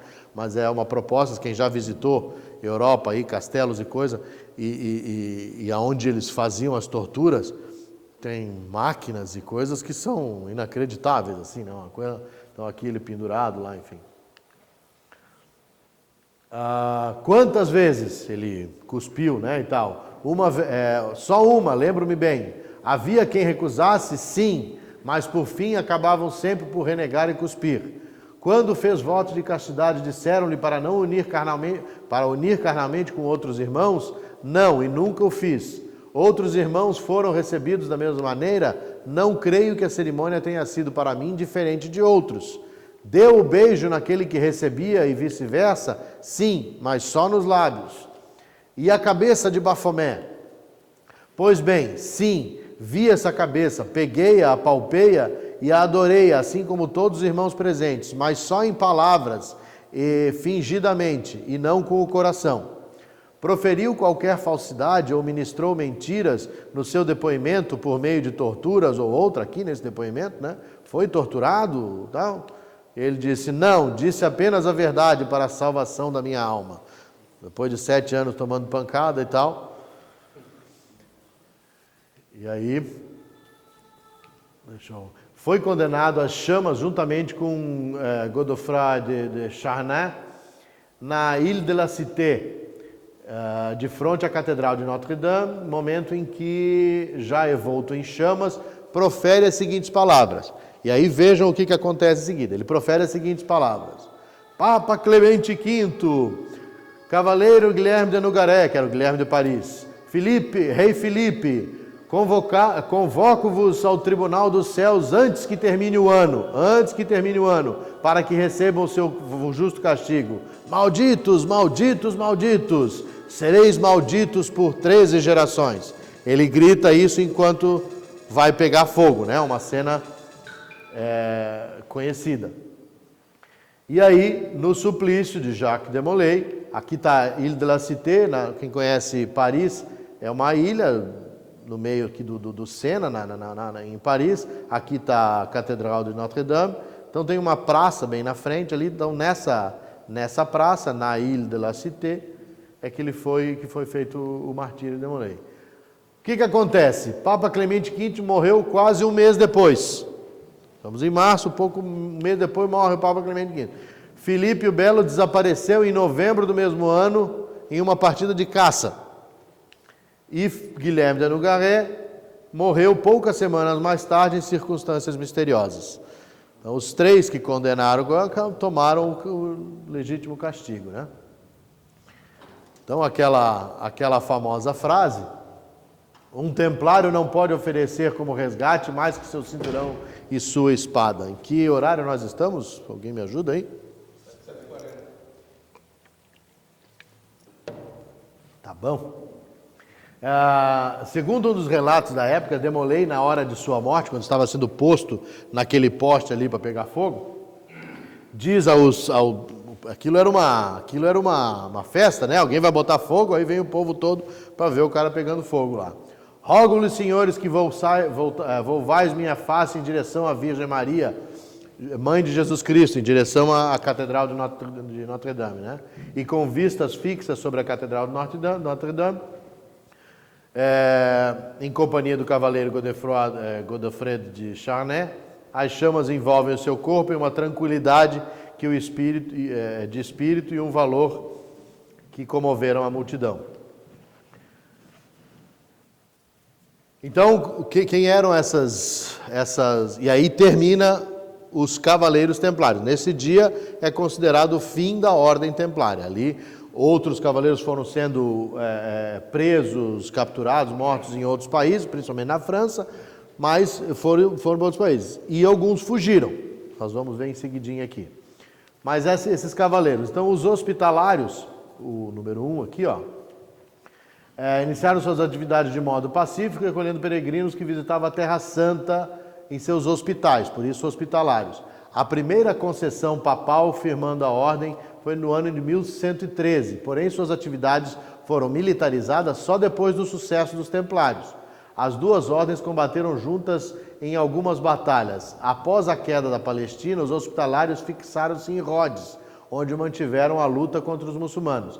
Em 1523, foram expulsos da ilha pelo sultão Soleiman, o Magnífico, após um sangrento conflito. Vai ser mais tarde aqui, eu já vou comentar, mas eles foram expulsos dessa ilha de Rhodes e foram para Malta. E lá fundaram a Ordem de Malta. Então, a Ordem de Malta é sucessora dos hospitalários. A Ordem de Malta é a única ordem existente até hoje, reconhecida lá daquela época, reconhecida inclusive pela ONU, como uma ordem de cavaleiros medievais. Existem ainda os cavaleiros teutônicos também na Alemanha e tal, mas a ordem que hoje faz caridade, que trabalha especificamente, a única é a Ordem de Malta, que é a sucessora dos hospitalários. O 2, lá no fim, que não dá para ver direito a imagem, mas mais antiga ordem militar da Península Ibérica, Espanha, Portugal. Foi fundada em 1158, esteve presente em batalhas decisivas, reconquista da região de Navas de Toulouse, junto com os hospitalários e templários. E também se faziam presente nas cercanias, sempre perto das Cavaleiros de Malta. Aí vai falar do que eu acabei de dizer. Expulsos de Rhodes, os hospitalários fixaram-se em Malta em 1513 e passaram a ser conhecidos como Ordem de Malta. De lá continuaram a fustigar os muçulmanos.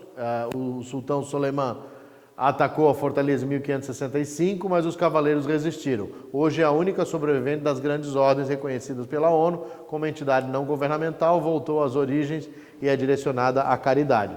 Voltou às origens porque os hospitalários eram apenas cavaleiros que recolhiam as pessoas em hospitais. Depois eles se militarizaram. Aqui voltaram às origens e passaram então só a caridade. Daí a número 4 aqui, que é a Ordem de Cristo. 5 anos após o fim dos Templários, em 1309, o rei de Portugal, Dom Dinis, conseguiu do Papa João XXII o reconhecimento da Ordem de Cristo, que em teoria era dedicada a combater os mouros. Na prática, funcionou como abrigo aos templários e manteve suas propriedades no território português sob o controle da coroa. Nós vamos falar um pouquinho a respeito disso aqui em seguida. Os cavaleiros teutônicos. Eu visitei algumas fortalezas desses caras aqui na Alemanha, bem legal.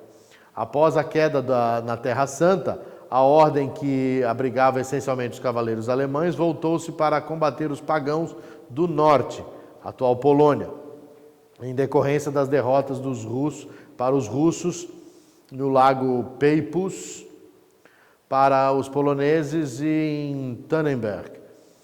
Entrou em decadência. Em 1929, o Papa Pio IX reformulou-a, voltando apenas à beneficência. Então, isso aqui é algumas delas, né? Existem outras aí, mas as mais conhecidas, hospitalários, teutônicos, Malta, são as mais faladas aí. A hierarquia, como é que funcionava, né? Ai, que ruim a imagem. O mestre do templo, o comando absoluto da ordem, tendo que responder especificamente ao Papa. Aí o Senegal, que agia como deputado do conselho do mestre. O marechal, a autoridade suprema nos assuntos militares. O comandante do reino de Jerusalém, que tinha o mesmo poder do mestre, mais especificamente em Jerusalém. O comandante da cidade de Jerusalém, porque uma coisa era o reino de Jerusalém, outra era a cidade de Jerusalém, que tinha o mesmo poder do mestre, mas só na cidade de Jerusalém. O comandante de Trípoli e Antioquia, também na mesma questão, era o comandante geral naquele coisa. O drapier, que era o encarregado das vestimentas, os templários. Os comandantes das casas, que agiam como tenentes e autoridades mais elevadas dentro da ordem, mas carregando pouca importância real, eram os comandantes, os capitães, eram os comandantes das casas. Comandantes dos cavaleiros, como comandante das casas, agia como tenente das autoridades mais elevadas dentro da ordem. Os irmãos cavaleiros, então, especificamente os cavaleiros, que eram guerreiros e usavam uma túnica branca com a cruz vermelha, cada um era equipado com 3 cavalos e os seus ornamentos. Por que nem todo mundo era cavaleiro? Entrava para a ordem, era cavaleiro. Não, porque só uma armadura daquelas que eles usavam nas guerras era uma fortuna.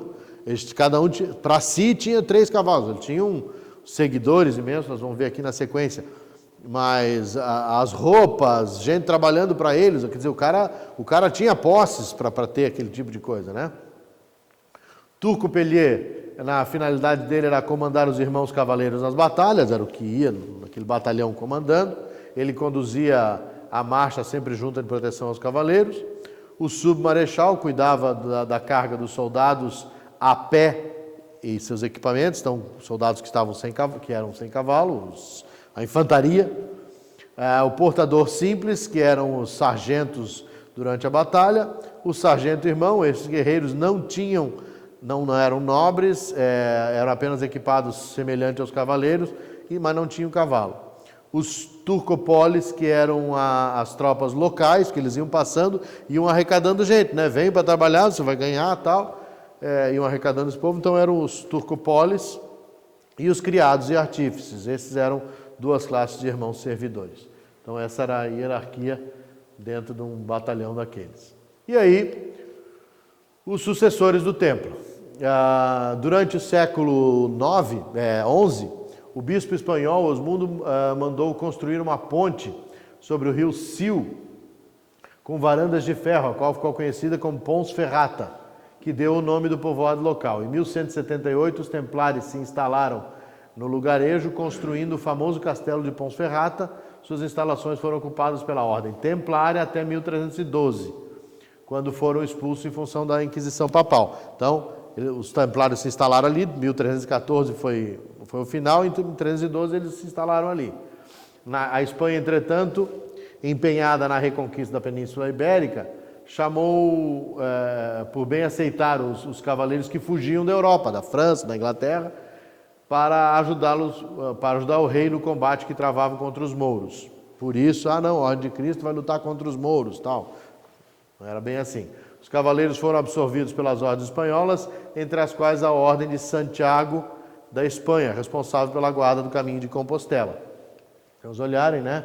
Aqui está Portugal, Espanha, o Caminho de Compostela é justamente essa região, né? Que fazem lá o Castelo de Ponferrata. Depois nós vamos ver aqui, Portugal, bem no meio, tem o Castelo de Tomar, que é na próxima coisa aqui, que é mais especificamente. E aí, a Ordem de Cristo. Viram que naquela listagem que eu fiz, não falava em hospitalários, teutônicos, Malta, templários, mas não falava em Ordem de Cristo. A Ordem de Cristo vem depois disso tudo. Com a extinção da Ordem dos Templários, no rei da França não ter se apoderado dos seus famosos tesouros, porque o rei da França, o Filipe o Belo e o Papa foram lá para, mata esses caras tudo e vamos lá pegar os tesouros deles e cancelar nossas dívidas. Não encontrou nada. Os tesouros não foram encontrados, porque durante aquele processo eles fugiram para Portugal, Espanha, e levaram consigo todos o patrimônio da Ordem dos Templários. E era criada então uma nova ordem. O Castelo de Tomar está lá até hoje. Quem visita Portugal, nunca estive em Portugal, mas diz que é lindíssimo, um dos lugares imperdíveis para se ir, bem no meio de Portugal. O Castelo de Tomar situa-se numa extensa área que foi doada aos Templários em 1159. Gaudim Paz, ela ergueu o castelo em 1160, tendo sido sede da Ordem do Templo, e após sua extinção, em 1314, tornou-se a sede da Ordem de Cristo. Assim, em Portugal, virou refúgio para o principal refúgio, então, dos Templários foi em Portugal, onde vários chegaram como fugitivos e carregando o que podiam, carregando as riquezas da Ordem Templária. O Castelo de Tomar, fica aqui no meio de Portugal, virou a caixa forte dos segredos da Inquisição, que a Inquisição não conseguiu arrancar. 2 anos depois de sua criação, em 1317, então em 1319, o novo Papa João XXII reconheceu a Ordem de Cristo, que começava para os cavaleiros uma nova era para a sua missão, as navegações. Por que as navegações? Vocês lembram naquele caminho todo que os templários faziam da Europa para a Terra Santa?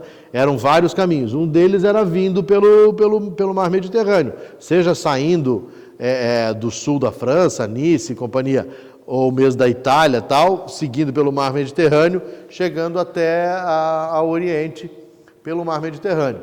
Então, eles adquiriram já desde sempre, e por ali eles faziam a transferência de valores, aquelas coisas todas que nós falamos, e eles adquiriram um conhecimento sobre navegações brutal, sobre o céu, como é que funcionava, como é que não funcionava.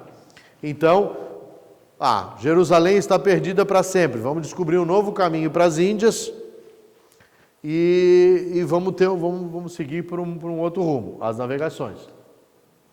Caminho das Índias. Em 1416, 100 anos depois, aí passou 1001 coisa, Dom Henrique, irmão do rei de Portugal, Dom Duarte, assumiu como mestre da Ordem de Cristo e resolveu voltar ao continente africano, dar a volta no continente africano. A ideia que parecia uma tolice. Dom Henrique, que 90 anos, 80 anos antes do descobrimento do Brasil, enfim. Dom Henrique, o infante Dom Henrique, lembra que a gente estuda na escola, lá no Brasil a gente fala no Infante, Dom Henrique, era um articulador discreto. Raramente ia à corte em Lisboa, ficava no castelo de Tomar, sede da Ordem de Cristo, e na base naval de Lagos. Os cavaleiros templários, que durante as cruzadas, além de se especializarem no transporte marítimo de peregrinos para a Terra Santa, mantiveram intenso contato com viajantes de toda a Ásia, detinham a convicção que era possível descobrir um novo caminho para o Oriente. Estão destruindo lá em cima ou o que está vendo lá?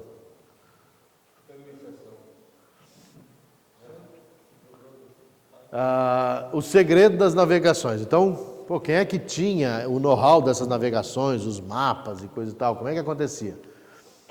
O castelo medieval de Tomar, sede da Ordem de Cristo, de 1317 até 1550, está de pé ainda hoje, distando 100 quilômetros de Lisboa. Nele foram sagrados os segredos de todas as navegações. A Ordem de Cristo controlou o conhecimento de todas as rotas e acesso, tecnologias de navegação, enquanto pôde. Então lembram que Portugal e Espanha, mas principalmente Portugal, e a gente fala de Portugal sem conhecer muito a história, era o dominador de todo o conhecimento das navegações. A Inglaterra veio aqui descobrir... Não, quem veio foi a Espanha, com Colombo, né? Que veio descobrir a América e toda essa coisa. Então, o segredo das navegações, como fazer as navegações, Vasco da Gama, isso é tudo Portugal e Espanha, que tinham todo esse conhecimento. A partir de então, a quantidade de navios e tudo era mais do que em qualquer outro país do mundo, na época, era dos portugueses e espanhóis. Aos poucos, a sabedoria secreta... Bom, né? Mas com a descoberta de Guiné na África, nós estamos falando de... Aqui em cima, estamos falando de Guiné na África, Guiné-Bissau, em 1461, o monopólio da pilotagem passa a ser cada vez mais desafiado. A partir de então, multiplicam-se os contratos com comerciantes e cessões de domínio do rei para a exploração de regiões descobertas. Aos poucos, a sabedoria secreta guardada em Tomar foi sendo passada para os mercadores de Lisboa, Flandres, que é a Inglaterra, e Espanha. Aqui é muito interessante, Tratado de Tordesilhas. Nós vamos falar de Tratado de Tordesilhas, está acabando aqui já. E todo mundo vai passar seguidinho, vamos mostrar aqui, peraí. Tratado de Tordesilhas, nós vamos ver essa linha aqui, para cá um, para cá outro. Vamos pensar um pouquinho bem como é que é isso aqui. O rei de Portugal, Dom João II, enviou em 1493, após a volta de Colombo das Américas, os melhores cartógrafos e navegadores da Ordem de Cristo, liderados por o experiente Duarte Pacheco Pereira, a Tordesilhas, na Espanha, para tentar um tratado definitivo mediado com o Vaticano, entre portugueses e espanhóis. Em 1494, Portugal e Espanha, com a mediação do Vaticano, assinam o Tratado de Tordesilhas. Duarte Pacheco Pereira, esse cara ali, foi o principal negociador português da missão enviada ao rei, pelo rei Dom João II. E aí chegam a esse tratado. Vou lá entender o que é. Esse tratado, que lá no Brasil vai de Belém a Laguna, ali em Santa Catarina, contava que você pegava daqui do arquipélago de Madeira 370 léguas a oeste, bota um ponto. Nesse ponto, ou seja, do arquipélago de Madeira, 370 léguas, estabelece um ponto. Desse ponto para leste, tudo é de Portugal. Desse ponto para oeste, tudo é da Espanha. No entanto, nós temos que entender que o mundo é redondo. Então, a linha não passava reta aqui, a linha fazia a volta no mundo. Então, por isso que todas essas aqui, Guiné-Bissau, Moçambique, Angola, isso aqui tudo era de Portugal. Ou era da França e da Inglaterra que vinham por terra já para a África e tal. Mas então, o que se descobrisse aqui, Guiné-Bissau, mais ou menos aqui e tal, aí depois Angola, Moçambique, tudo isso era de Portugal. O que fosse descoberto aqui era de Portugal. Lembra? Aí pega o mundo lá do outro lado. Então, a Austrália, do lado de lá era Portugal, do lado de cá era coisa. Aqui, o Japão era um, a Coreia era do outro. Então pensa,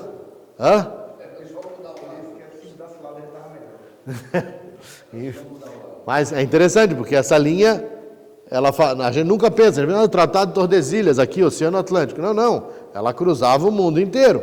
Não? E aí vem o Brasil. A primeira carta topográfica onde apareceram referências seguras do Brasil real é o mapa de Cantino, em 1502. Então, o primeiro mapa que aparece no Brasil tal, é em 1502. É um mistério como ele foi feito. Afinal, as únicas viagens oficiais de espanhóis e portugueses ao Brasil até 1502 foram Vicente Pinzon, no estuário do Amazonas, e Pedro Álvares Cabral, até o que hoje é a Bahia. Esse aqui, então, é o mapa de Cantino. E ele já aparecia todo o sul aqui do Brasil, toda a Amazônia indo lá para dentro e tal e coisa. Já tinha muito mais. Como que pode isso? Historiadores portugueses modernos, como Jorge Couto e Luciano Pereira Silva, acham que Duarte Pacheco Pereira, aquele que negociou o Tratado de Tordesilhas lá com o Papa, navegador que negociou o Tratado de Tordesilhas, autor de importante livro Esmeraldo de Cito Orbis, sobre navegações portugueses, escrito em 1505, deixou indicações de que esteve no Brasil, teria visitado a costa do Maranhão e a foz do Amazonas, em 1498. Cavaleiros da Ordem de Cristo, cuja documento... de 1498, 4 anos depois de Tordesilhas. A única certeza que entre a versão oficial e o fato, o sigilo estava com os Cavaleiros de Cristo, cuja documentação nunca foi encontrada. Então, quer dizer, já se havia chegado no Brasil antes de... como se conhecia a América antes de 1492, se conhecia o Brasil também antes de 1500, há muito tempo. Há muito tempo não, mas há um bom tempo. O comando da esquadra, domingo, 8 de março de 1500, Lisboa. Terminada a missa campal, o rei Dom Manuel I sobe ao altar montado no cais da Torre de Belém, aquela ali em Lisboa, aquela quadrada, que a gente vê as fotos todas, toma a bandeira da Ordem de Cristo e entrega a Pedro Álvares Cabral. O capitão vai içá-la na principal nave da frota, que partirá há pouco para a Índia. Era uma esquadra respeitável, a maior já montada em Portugal. Tinha 13 navios e 1.500 homens. Quer dizer que em cada barcaça dessa iam mais de 100 pessoas, imagine. 13 barcos, 1.500 homens, imagina o que é. Além do tamanho, tinha outro detalhe em comum. Nunca tinha sido montada uma expedição com 13 caravelas. Era a primeira vez. Além do tamanho, outro detalhe interessante. O comandante não possui a menor experiência como navegador. Cabral só estava no comando da esquadra porque era cavaleiro da Ordem de Cristo. E como tal, tinha 2 missões. Criar uma feitoria lá nas Índias e no caminho tomar posse das terras que estavam a leste do Tratado de Tordesilhas, conhecida como Brasil. O verdadeiro navegador, o verdadeiro descobridor do Brasil, sem falar no Duarte Pacheco, a frota, no entanto, era integrada por um dos maiores navegadores portugueses de todos os tempos, o capitão Nicolau Coelho. Coelho, em 1497, como o capitão da nau Bério, fora um dos descobridores da Índia em companhia de Vasco da Gama. A ele coube a honra de dar a boa nova ao rei Dom Manuel, graças à façanha Nicolau Coelho foi feito cavaleiro em 24 de fevereiro de 1500, poucas semanas antes da partida de Cabral.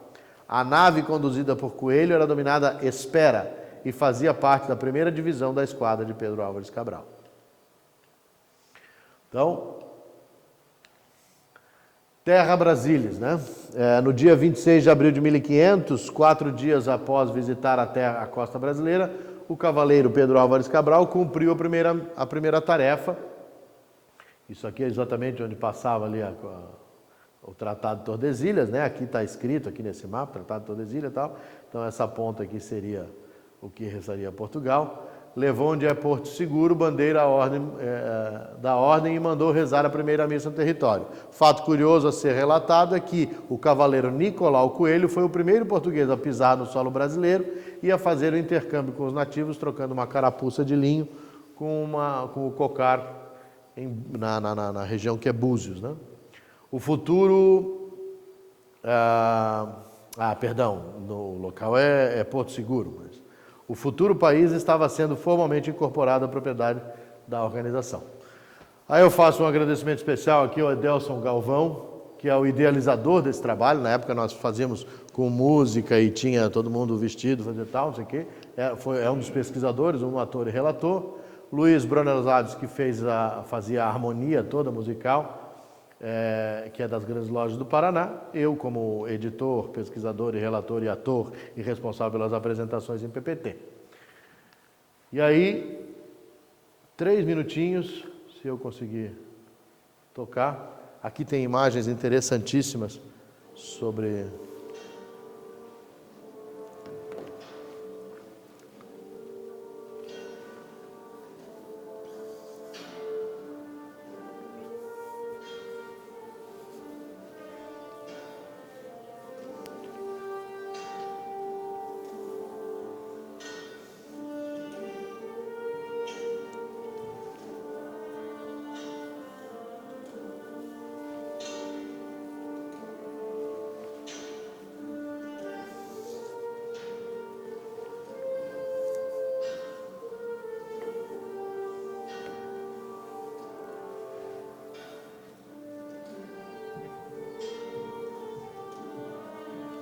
Várias rotas, né, seguidas por eles, em cada uma das cruzadas.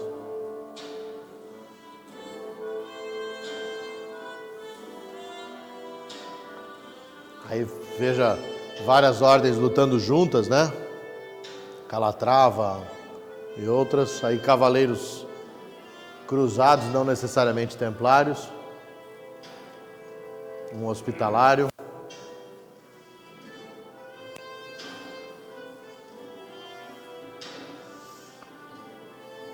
Aí um cruzado francês, necessariamente, né?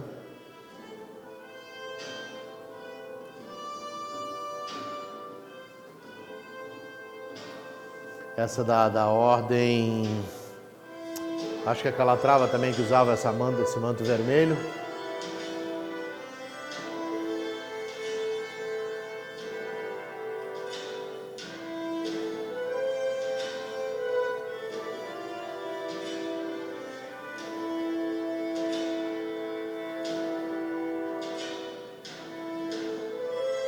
Vocês imaginam eles lutando com esses elmos na cabeça, né? Que loucura que era isso.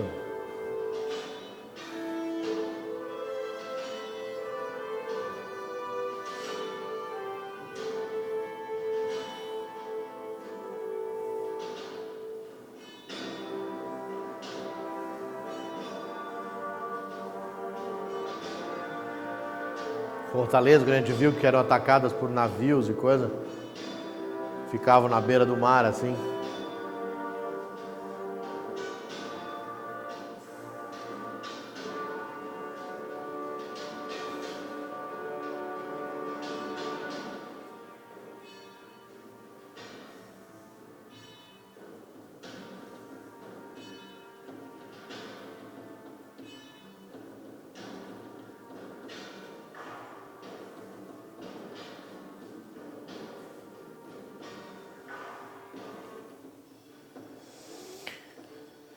E é isso.